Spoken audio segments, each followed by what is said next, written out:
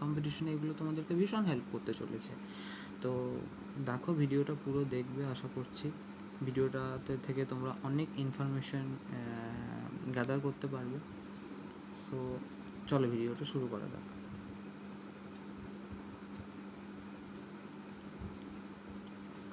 তো এখানে আমাদের যেটা প্রথম প্রশ্ন সেটা হচ্ছে ইংলিশ চ্যানেলে বা ইংলিশ চ্যানেল 7 পার হওয়া প্রথম বাঙালি পুরুষকে। উত্তরটা আশা করি খুব ইজি। উত্তরটা হচ্ছে, তোমরা ট্রাই করবে তারপরে ভিডিওটা পজ করে। তো আমি উত্তরটা বলে দিই। উত্তরটা হচ্ছে মিহির সেন। উত্তরটা হচ্ছে আমাদের মিহির সেন। ওকে, নেক্সট কোশ্চেনে চলে যাওয়া যাক।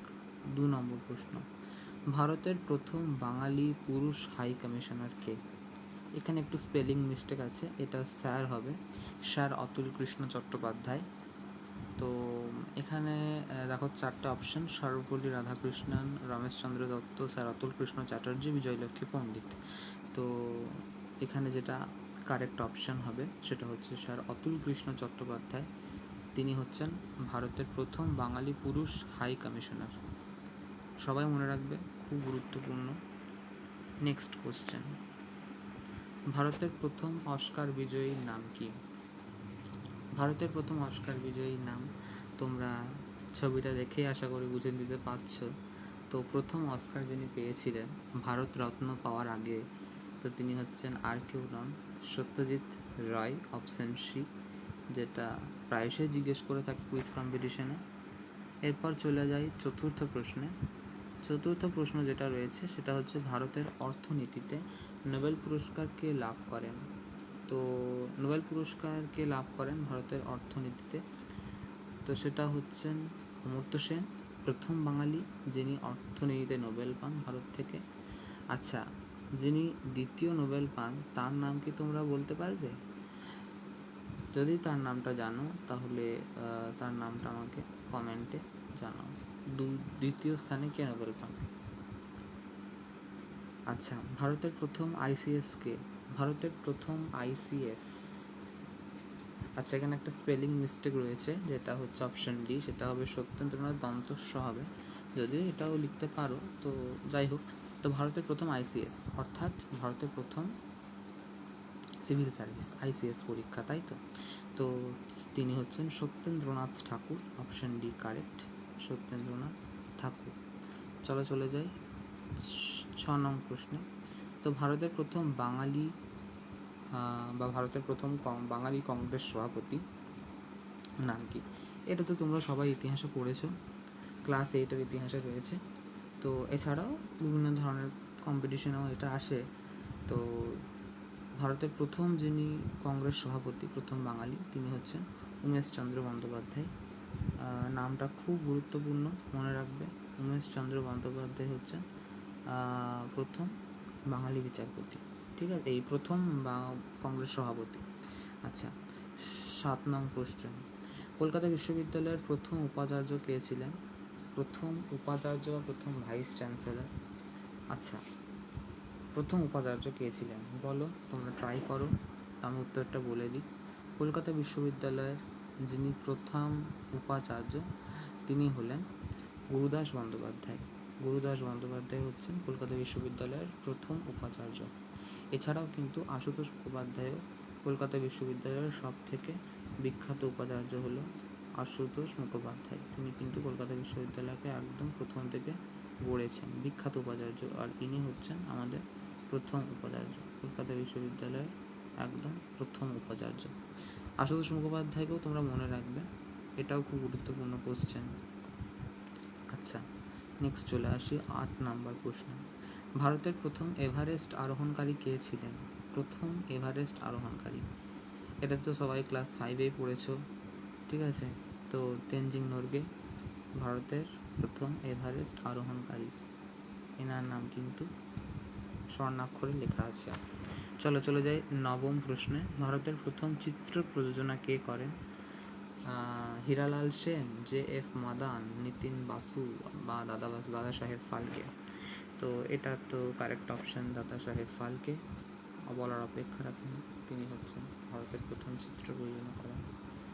তো এটা সবাই মনে রেখো। এবং এনার নামেই কিন্তু বিখ্যাত দাদা সাহেব ফালকে পুরস্কার দেওয়া হয় প্রত্যেক বছর।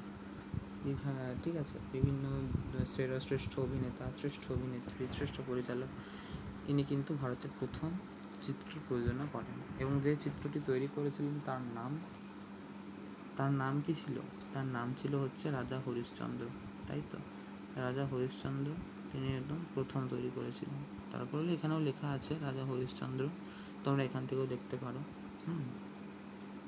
চলো, 9 কোশ্চেন হয়ে গেল।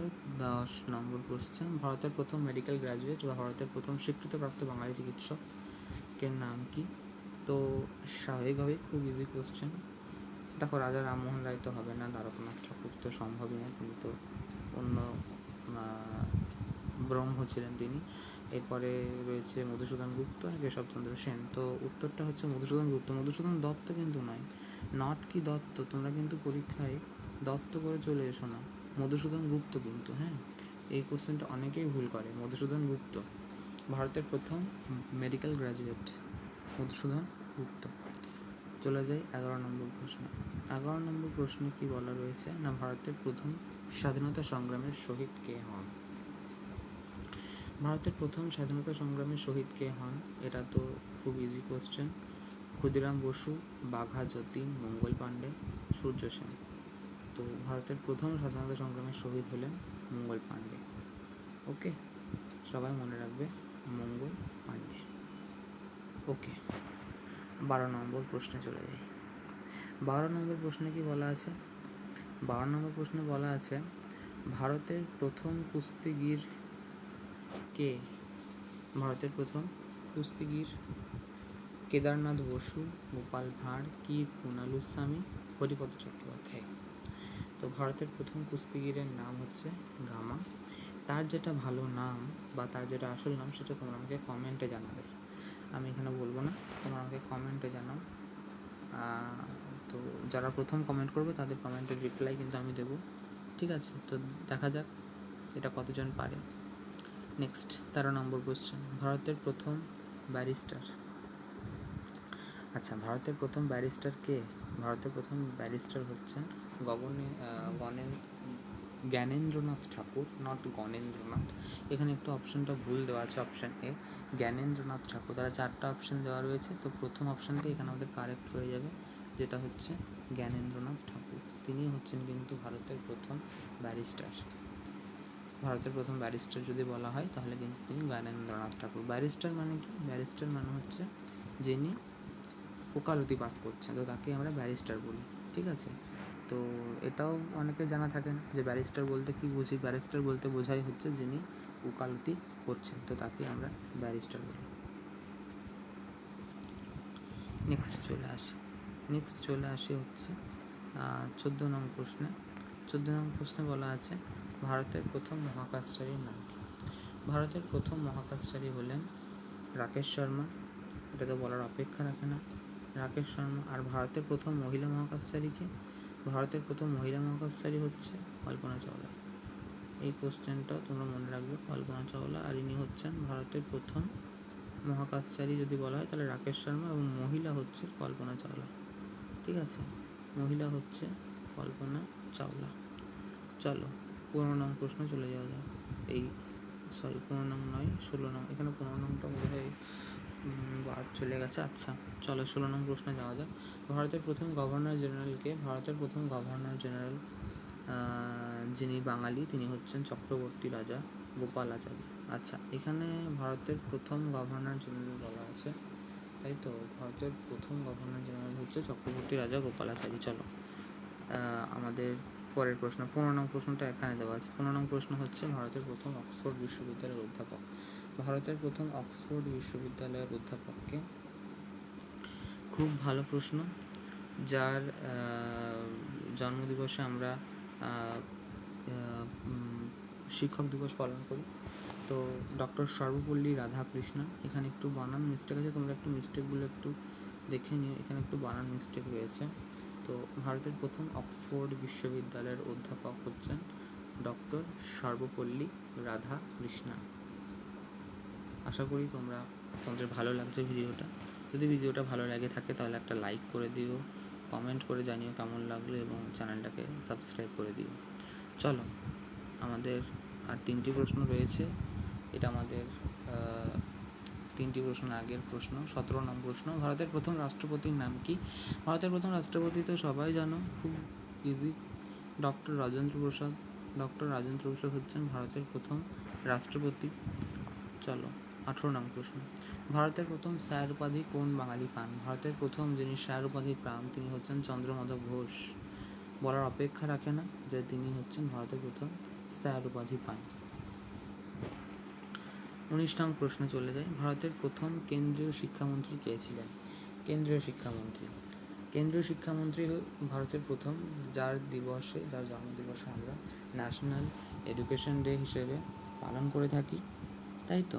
ন্যাশনাল এডুকেশন ডে হিসেবে পালন করে থাকি, এবং সেটা কোন দিন পালন করি সেটা আমরা তোমাকে কমেন্টে জানিও। ঠিক আছে, তো এখানে যেটা সঠিক উত্তর সেটা তো মৌলানা আবুল কালাম আজাদ। তোমরা অপশান দেখেই বুঝতে পারছো, মৌলানা আবুল কালাম আজাদ হলে ভারতের প্রথম কেন্দ্রীয় শিক্ষামন্ত্রী। আচ্ছা, এর পরবর্তী প্রশ্ন 20 নং প্রশ্ন। এই কোশ্চেনটা তো সবাই জানবে, যারা ক্রিকেট ফ্যান আমরা সবাই জানি। 2011 সাল সচিন কী যেন মহেন্দ্র সিং ধোনি ভারতের দ্বিতীয়বারের জন্য বিশ্বকাপ নিয়ে আসে। তো এটা তো সবার জন্য একটা স্মরণীয় সাল। তো যেটা প্রশ্ন আসতে পারে সেটা হচ্ছে 2011 সাল বিশ্বকাপ ক্রিকেটে ম্যান অফ দ্য সিরিজ কে হন? 2011 সালের বিশ্বকাপ ক্রিকেটে? তো সেটা তো হচ্ছেন অবশ্যই যুবরাজ সিং, একদম, যিনি পরপর 6টা ছক্কা মেরেছিলেন। তো সেই ম্যাচটা আমাকে জানিও, যে কোন ম্যাচ। যদি তোমাদের ভালো লেগে থাকে তাহলে অবশ্যই চ্যানেলটাকে সাবস্ক্রাইব করে বেল আইকনটা অন করে দিও। দেখা হচ্ছে এরকমই কিছু ভালো ভিডিও।